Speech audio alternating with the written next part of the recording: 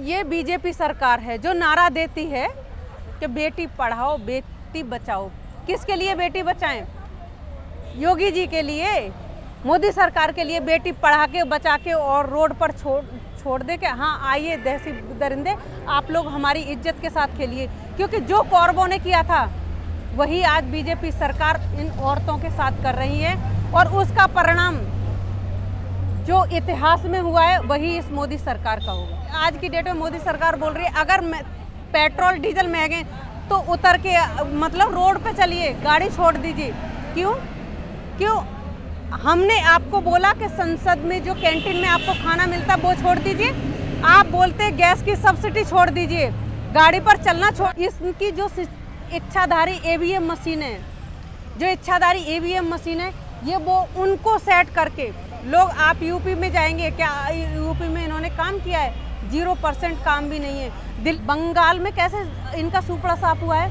अभी देखिए यूपी में चुनाव है आने वाले वक्त में, उत्तराखंड में चुनाव हैं, तो इनको असर तो बहुत जल्दी दिखने वाला है। और आपने देख लिया होगा, देखिए बंदूक की नोक पर ये कुछ भी करा लें, मगर आपको जो चुनाव हुए थे अभी ग्राम समाज के, उसमें रिजल्ट इनको मिल गया। मगर कहते हैं ना बंदूक की ताकत पर ये लोग काम करते हैं, तो उनको बंदी बनाकर अपने सिस्टम में लेके आए।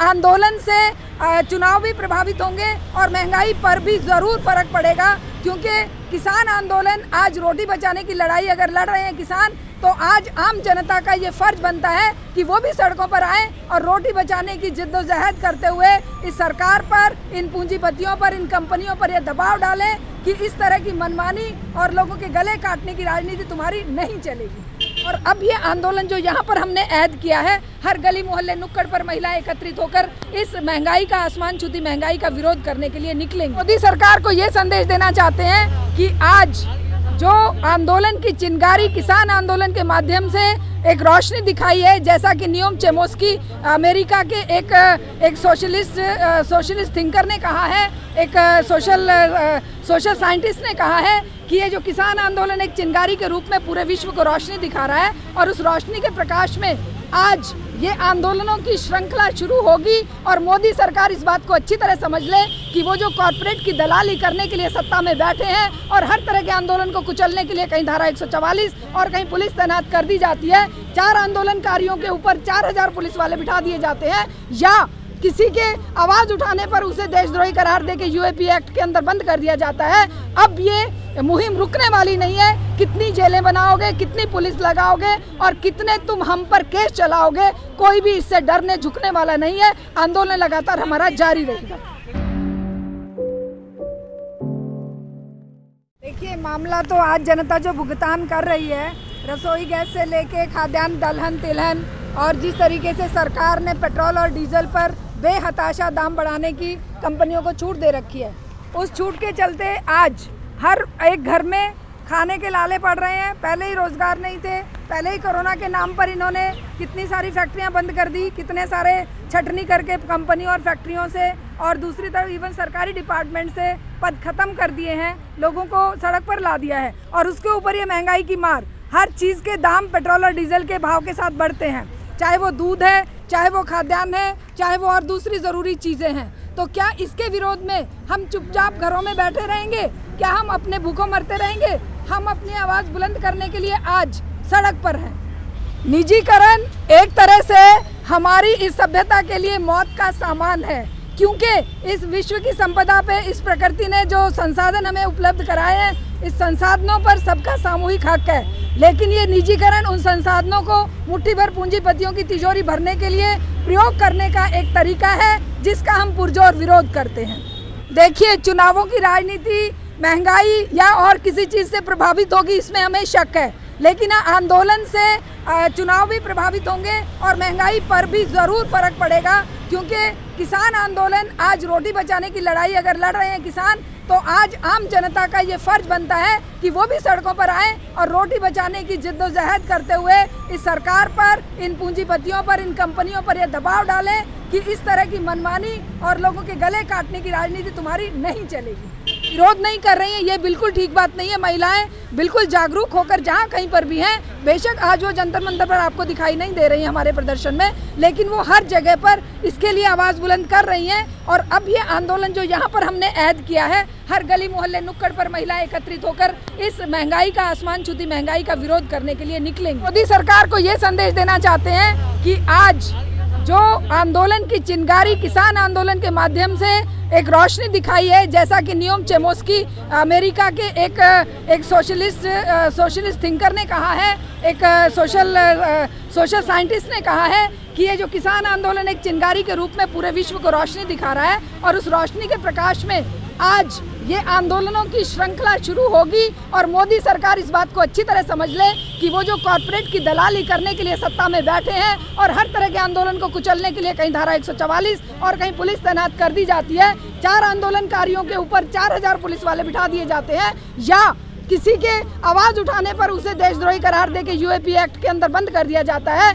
अब ये मुहिम रुकने वाली नहीं है। कितनी जेलें बनाओगे, कितनी पुलिस लगाओगे और कितने तुम हम पर केस चलाओगे, कोई भी इससे डरने झुकने वाला नहीं है। आंदोलन लगातार हमारा जारी रहेगा।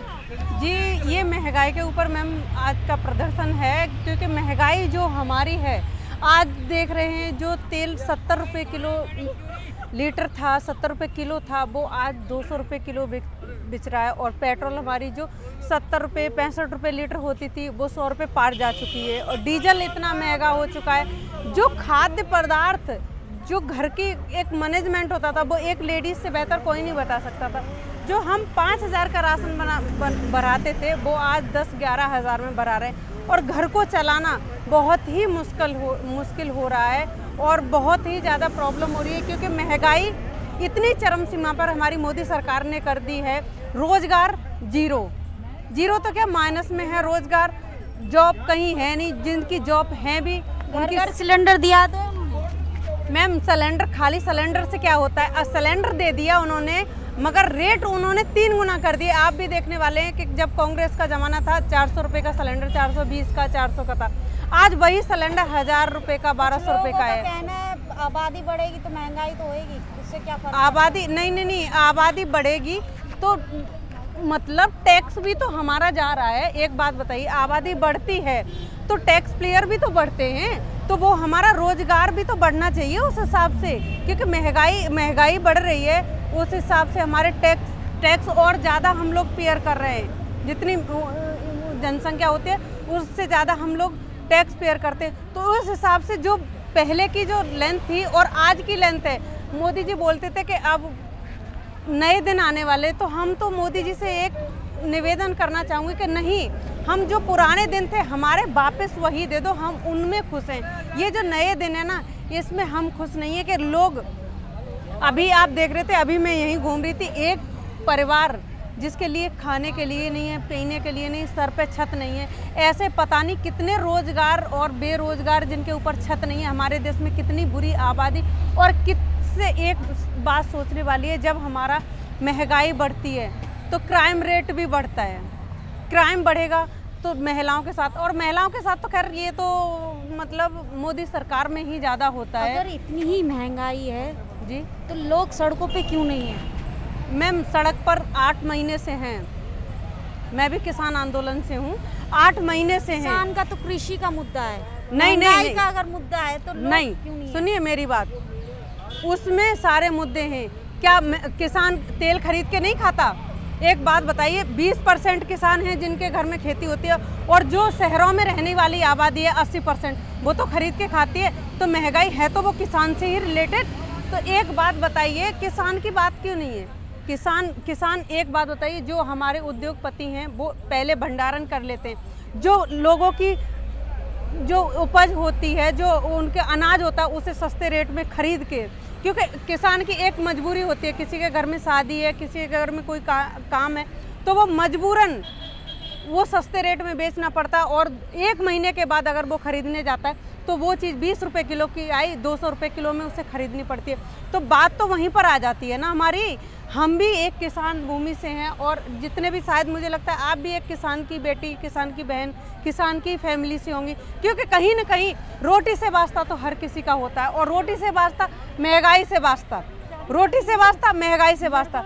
तो ये तो कहीं ना कहीं हर इंसान के प्रति और हर इंसान को इस महंगाई के प्रति और किसान आंदोलन के समर्थन में हर इंसान को आना चाहिए, क्योंकि आज की डेट में मोदी सरकार बोल रही है अगर पेट्रोल डीजल महंगे तो उतर के मतलब रोड पे चलिए, गाड़ी छोड़ दीजिए।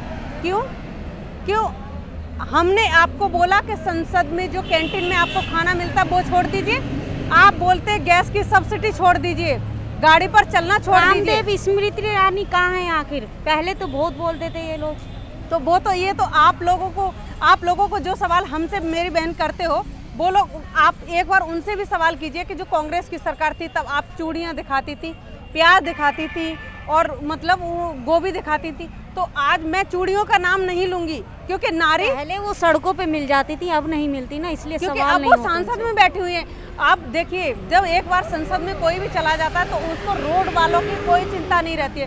रोड पर होता है हम जैसे आम लोग जो महंगाई के प्रति आम बोलते लोगों ने ही तो बचाया उन्हें संसद में।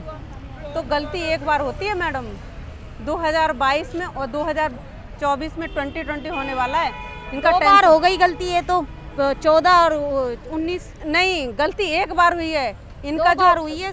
गलती एक बार हुई है, इन्होंने उस चीज़ का गलत फायदा उठाया। मैं बता रही हूँ आपको, इसकी जो इच्छाधारी ईवीएम मशीन है, जो इच्छाधारी ईवीएम मशीन है, ये वो उनको सेट करके लोग आप यूपी में जाएंगे क्या? यूपी में इन्होंने काम किया है?